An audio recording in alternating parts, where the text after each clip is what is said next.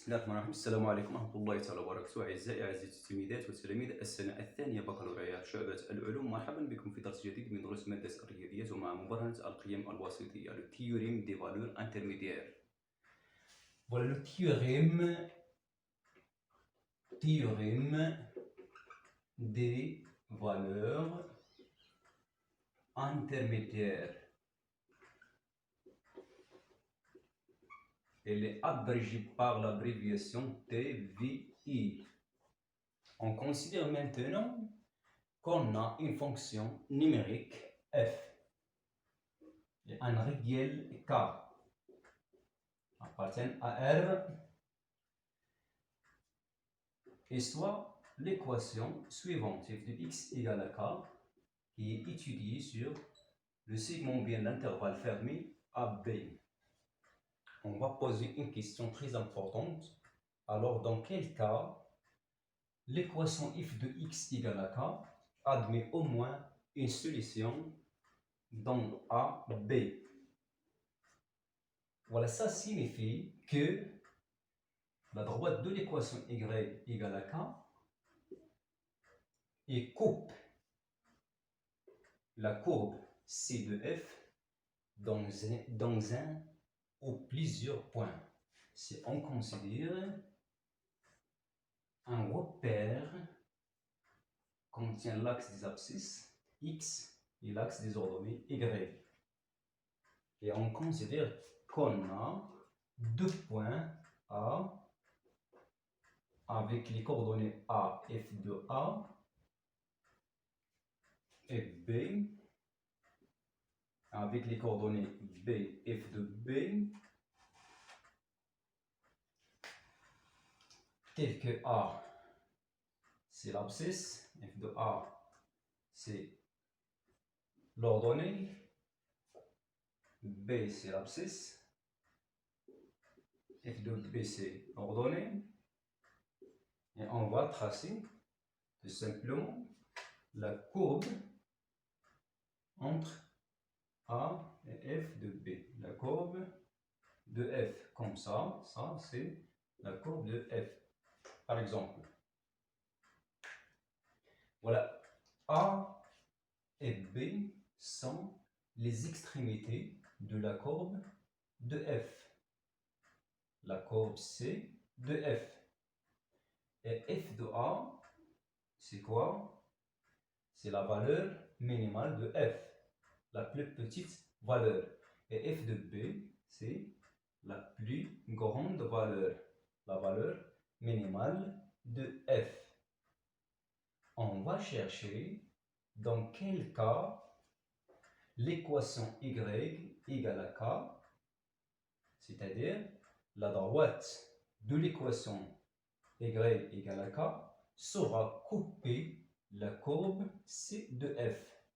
Si on prend par exemple k ici, c'est-à-dire quoi? C'est-à-dire k est inférieur à f de A.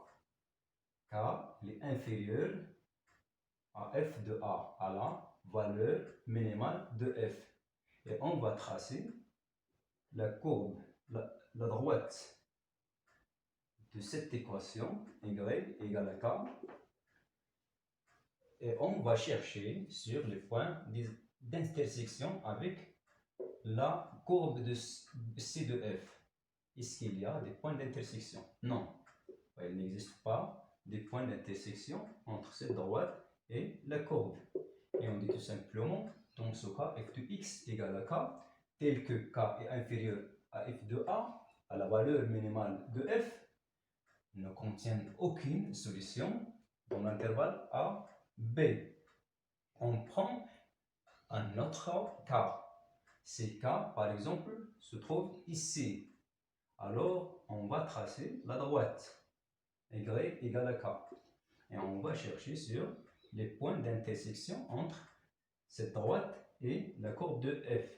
Il n'y a pas de points d'intersection. Alors, on dit tout simplement que l'équation dans ce cas, telle que f de B est inférieure à k, c'est-à-dire k supérieur à f de b. Voilà, l'équation f de x égale à k ne contient aucune solution, donc A, B. Si k existe entre f de A et f de B, c'est-à-dire k compris entre f de A et f de B. Il est compris. Par exemple, dans ce cas, voilà, ça c'est f de B. Et ça c'est f de A. Si k existe ici, alors on va tracer à droite et on trouve un point d'intersection. Avec la projection sur l'axe des abscisses, on trouve C1. Là, ça, c'est la solution de cette équation. Puisqu'il y a un point d'intersection entre la droite y égale à k et la courbe C de f, alors l'équation f de x égale à k admet une solution dans l'intervalle AB. Voilà, cette solution c'est quoi? C'est l'abscisse du point de l'intersection entre la droite et de l'équation y égale à k et la courbe C de f. Dans ce cas, c'est C1.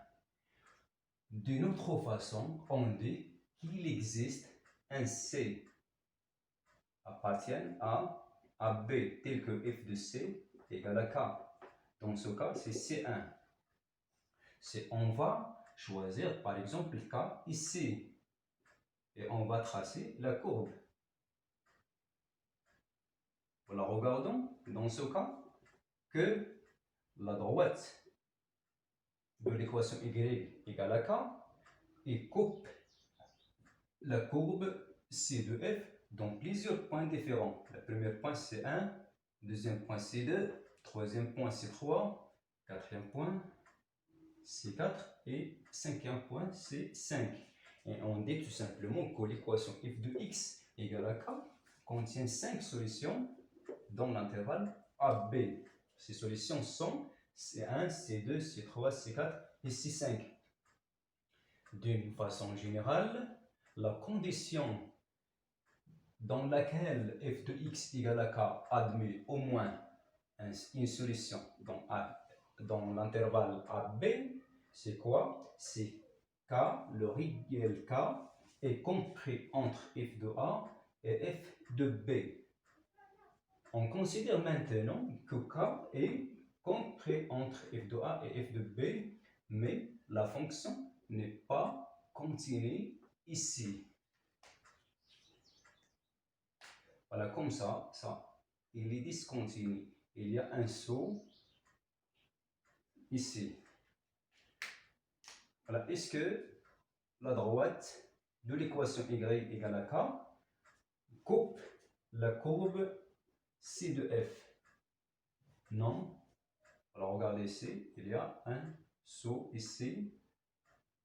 Pourquoi? Parce que f n'est pas continu sur l'intervalle A, B. AB n'est pas continu sur l'intervalle AB. Alors, la première condition pour que l'équation f de x égale à k admet au moins une solution sur l'intervalle AB, ou bien dans l'intervalle AB, c'est quoi? C'est la continuité de la fonction. Voilà, la première condition, c'est f qui est continu sur AB. Voilà, ça, c'est la première condition. La deuxième condition, c'est quoi? C'est k est compris entre f de A et f de B. Si les deux conditions sont satisfaites, alors on déduit que l'équation f de x égale à k admet au moins une solution dans l'intervalle AB. Autrement dit, il existe un réel C appartient à l'intervalle AB tel que f de C égale à k. Donc, on passe à l'énonce de ce théorème.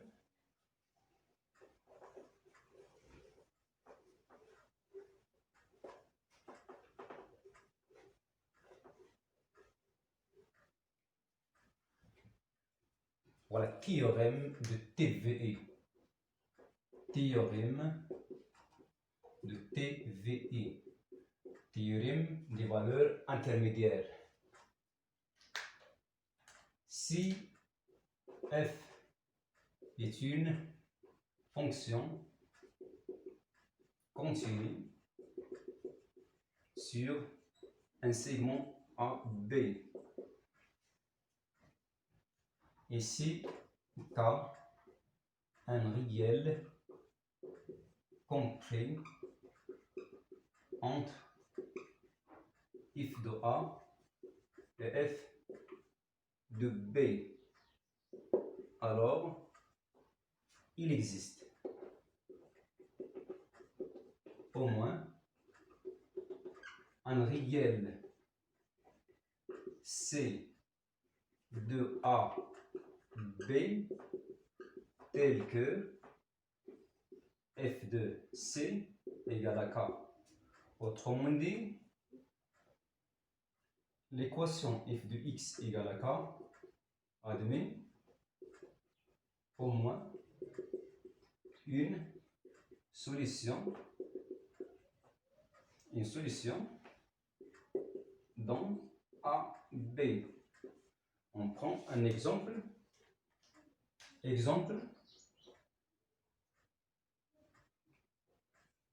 Soit f une fonction numérique définie par f de x égale x au cube plus 2x moins 1.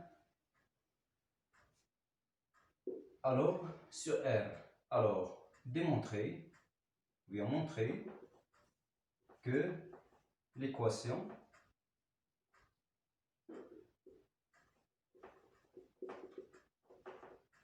f de x égale à 5 admet au moins une solution dans l'intervalle moins 1, 2. Voilà, l'intervalle étudié dans ce cas, c'est moins 1, 2. Ça c'est A et ça c'est B. Voilà, K dans ce cas c'est 5. Là ça c'est K. Et ça c'est la fonction f. On va appliquer ce théorème. Premièrement, on va chercher sur la première condition. Est-ce que satisfaite ou non? Voilà, la première condition, c'est la continuité de f. Est-ce que f est continu sur AB? Est-ce que f est continu sur moins 1, 2? Voilà, on sait que toutes les fonctions polynômes sont continues sur R. Alors, puisque f de x c'est une fonction polynôme, alors elle est continue sur R. On écrit tout simplement solution f est continue sur R car elle est une fonction polynôme. Et en particulier,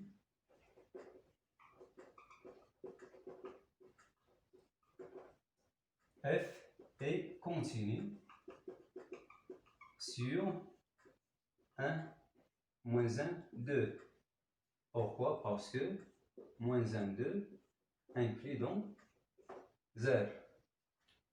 Voilà, ça, c'est la première condition. Il est satisfait. Ça, c'est la première condition. On va chercher sur la deuxième condition, K. Est-ce qu'il existe un K? C'est quoi K? C'est ça. F de C égale à K. Ou bien, c'est ça. F de X égale à K. Est-ce qu'il existe un réel K compris entre f de A et f de B? Si K est compris entre f de A et f de B, on dit tout simplement que l'équation f de x égale à K admet au moins une solution dans AB, dans moins 1, 2. Donc on va calculer f de moins 1 et f de 2. On a f moins 1 égale moins 1 la puissance 3 plus 2 fois moins 1 qui est égal moins 1 plus moins 2 moins 1 qui est égal moins 4. Alors, f de 2, voilà, f de 2 égale 2 à la puissance 3 plus 2 fois 3 moins 1 égale 8 plus 6 moins 1 qui est égal à 13. Voilà, est-ce que K, c'est-à-dire 5, dans ce cas, K c'est 5, est-ce que K est compris entre f de moins 1 et f de 2?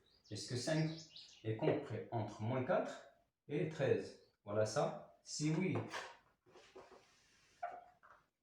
Voilà, on a, et puisque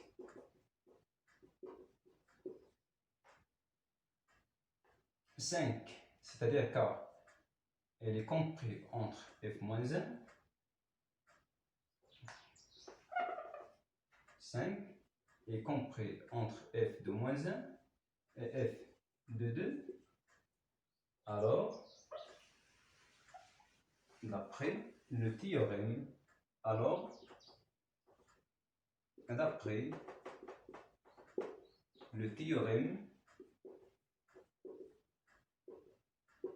des valeurs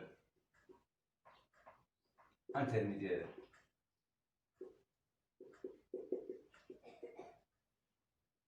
En l'équation,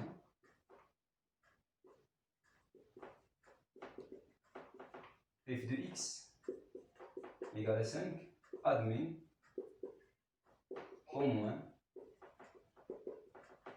une solution dont moins 1, 2. On passe à deux conclusions très importantes du théorème des valeurs intermédiaires.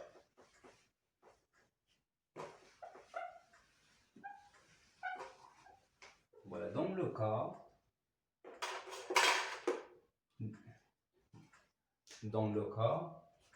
tel